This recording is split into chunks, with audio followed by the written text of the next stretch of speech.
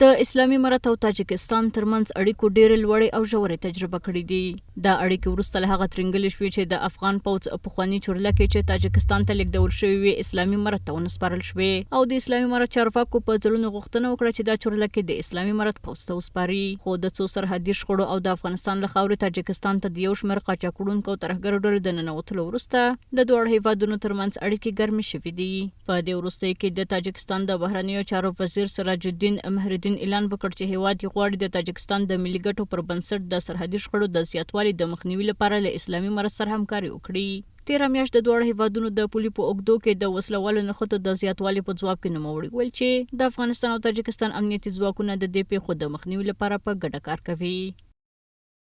د افغانستان په اړه زموږ دریځ ثابت دی. موږ غواړو افغانستان د یو خوندي باثباته او سولیز او سوکاله هیواد په توګه وګورو. موږ باور لرو هر خپلواک هیواد حق لري چې د خپلو ملي ګټو سره سم خپله پالیسي تعقیب کړي. په دې شرایطو کې باید ټینګار وشي چې ډیری هیوادونه په تېره هغه چې له افغانستان سره پوره لري د خپلو ملي ګټو پر اساس له دې ګاونډي هیواد سره همکاري هم تنظیم کړي. د افغانستان پیچلي ټولنیز او اقتصادي وضعیت ته په پام سره تاجکستان له نړیوالې ټولنې څخه غوښتنه کوي چې افغانستان د هغو ډیرو ستونزو سره یو ځای خوشی نکړي چې نن ورځ ورسره مخ دی.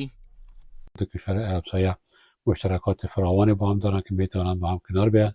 و گسترش روابط از نگاه تامین امنیت و جلوگیری از نفوذ گروه های دهشت افغان تروریست در منطقه و قاچاق مواد مخدر میتواند تاثیر بسیار مستقیم به روابط سیاسی و دیپلماتیک آینده هر دو کشور داشته باشد که در شرایط فعلی با در نظر داشت منافع هر دو کشور برای افغانستان تمام می شود. که څه هم اسلامي امارت په دې وروستیو کې په دې اړه څه نه دي ویلي، خو پخوا یې څو ځله اعلان کړی چې د افغانستان له خاورې ګاونډیانو ته کوم ګواښ نشته او افغان او تاجک ځواکونه د قاچاقړونکو د ننوتلو د مخنیوي او د ترهګر ډلو سره د مبارزې لپاره په بشپړه همغږۍ کې دي.